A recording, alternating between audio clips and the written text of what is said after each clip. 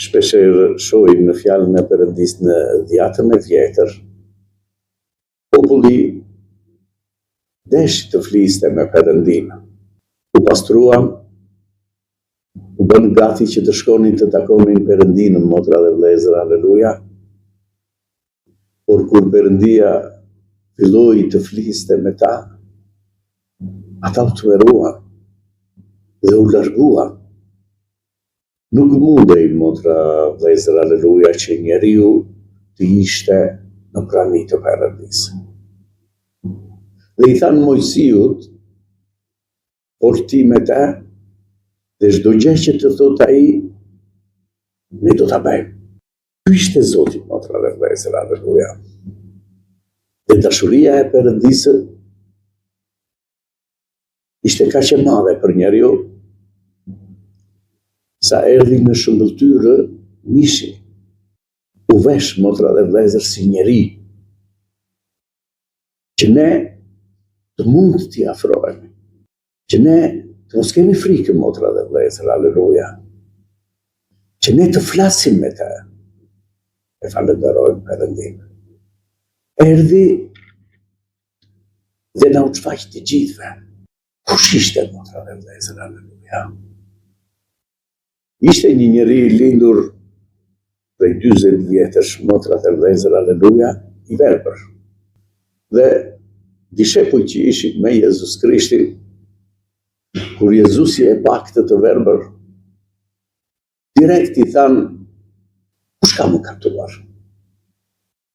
Ai që është i verbër, apo prindrit e tij? Sepse nuk ka mundësi që njeriu të jetë në këtë gjendje nëse nuk ka më kaptuar, ai ose prindrit. Shpeshherë mendojmë, motra dhe vëllezër, aleluja, për çdo njeri, ne gjendja e tij, sjellja e tij, diçka tregon.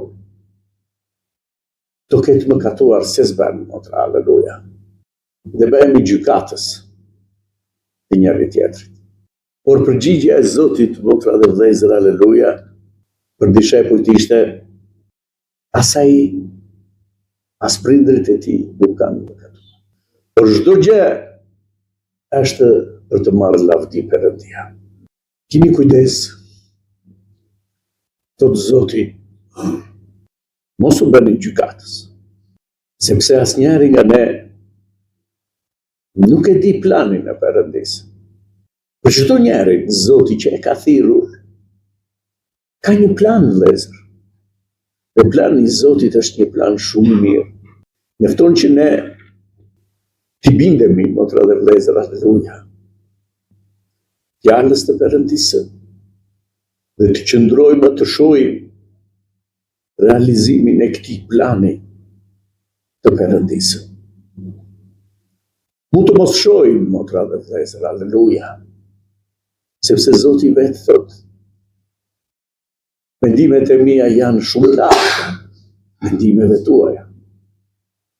Mund të mos arrijmë dot ta kuptojmë, motra dhe vëllezër, aleluja, por nëpërmjet fjalës të Perëndisë, nëpërmjet asaj që Zoti na mëson, vëllezër, aleluja, duhet të kuptojmë që Zoti është ai që më ka thirrur. Dhe ai vërtet ka një plan të mirë. Dhe kur Zoti i foli, motra dhe vëllezër, aleluja, këtij njeriu 40 vjet në errësirë, bëri balë të thot, ja vuri në sy dhe tha, shko lau në pellgun e Siloam. Shkon, motra dhe vëllezër, aleluja, sipas fjalës të Perëndisë. I bindet zërit të Zotit. Shko lau dhe do të shohësh. Shpeshherë fryma e shenjtë na flet. Pa i këta bia ime. Dhe do të zgjidhet problemi. Mirë, po ne nuk e marrim seriozisht dhe imagjinoni, vëllezër, nëse ky i verbër nuk do t'i bindej Zotit që i tha shko lau, do të shihte. Ai ju bind fjalës të Perëndisë. Shkon, motra dhe vëllezër, aleluja, dhe për herë të parë sheh kupton. Ku e shohim motra dhe vëllezër, aleluja? Kur Zoti e pyet për Zotin, motra dhe vëllezër, për birin e njeriut, e njeh tjetër. Jo, tha, nuk e njoh. Dhe shpeshherë ne shohim që Zoti vepron në jetën tonë, por nuk e njohim. Kush është Zoti, tha, që unë të lavdëroj?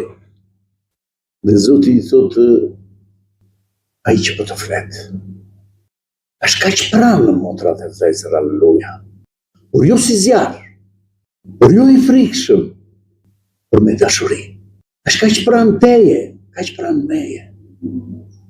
Në çdo moment, kush është Zoti që unë të adhuroj? Ai që po të flet, i thotë, motra dhe vëllezër, aleluja. Dhe ai bie përmbys. Bie përmbys, motra, shumë e rëndësishme, dhe falenderoj. Që në këto momente fillojnë në provat e atij njeriu që adhuron Perëndin. Sepse kjo vepër, motra dhe vëllezër, të adhurosh Zotin dhe t'i bindesh Zotit, nuk i pëlqen të ligut. Dhe do filloj të bëhet pengesë. Por çfarë ndodh, motra dhe vëllezër, aleluja, me këtë të vepër? E pyesin, motra dhe vëllezër, të diturit, farisejt, që si tu hapë sytë? Kush është ai? Dhe ata i përgjigjen, motra dhe vëllezër, aleluja, pasi ju tregoi se çfarë ndodhi me të, ai është mëkatar. Ai nuk është e vërteta, motra dhe vëllezër, aleluja. E përgjigja e të verbërit ishte, unë nuk e di nëse është mëkatar. Por unë di t'ju them që isha i verbër dhe tani unë shoh.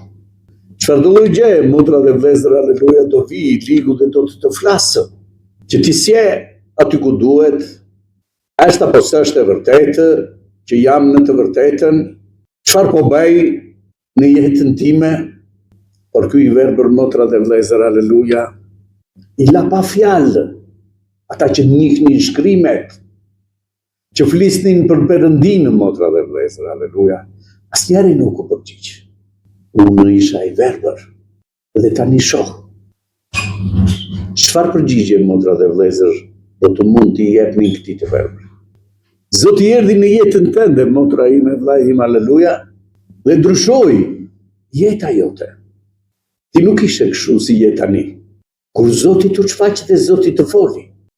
Dhe sot, motra ime, vllai im, dëgjon shumë gjëra për besimin tënd. Për atë vepër që erdhi Zoti me mrekulli dhe bëri në jetën tënde. Erdhi u shfaq, motra dhe vëllezër, aleluja, me dashuri. Na tha të dua, na pastroi, na shëntëroi, na dha nga fryma e tij që të ecim me fuqi, motra dhe vëllezër, aleluja. Me këtë të vërtetë që pamë në jetën tonë, që erdhi në jetën tonë, që veproi fuqishëm në jetën tonë. Dhe ndarojmë Perëndin. Dhe shumë zëra, motra dhe vëllezër, aleluja, do të gjohen. Shumë zhurma dhe shumë dallgë do të ngrihen në këtë rrugë. Është e ngushtë dhe Zoti thotë, ki kujdes, që të ecësh drejt, pa parë majtas dhe djathtas, duke i shpërfillur të gjitha pengesat për të ecur në këtë rrugë. Do keni vështirësi, tha Zoti, do keni pengesa në këtë rrugë, por unë e munda botën, edhe ju do ta mundni. Ky Zot erdhi në jetën tonë, motra dhe vëllezër, aleluja, ashtu siç e shohim në fjalën e Perëndisë. Ai është ai që ishte, motra dhe vëllezër, aleluja. Edhe sot në jetën tënde. Edhe sot nëse ti do t'i kërkosh, ta shohësh, do të përgjigjet. Do veprojë, motra dhe vëllezër, aleluja, sepse dashuria e Perëndisë është në çdo njeri. Dhe Zoti do t'i përgjigjet gjithkujt që do kërkojë, motra dhe vëllezër, aleluja, Perëndinë. Është i gatshëm të ndryshojë jetën tënde, sepse për këtë erdhi dhe u flijua, që ti të shohësh, që ti të mos rish në padituri, por që të hapen sytë dhe të dish se ku të ecësh. E falenderojmë Zotin, motra dhe vëllezër, aleluja.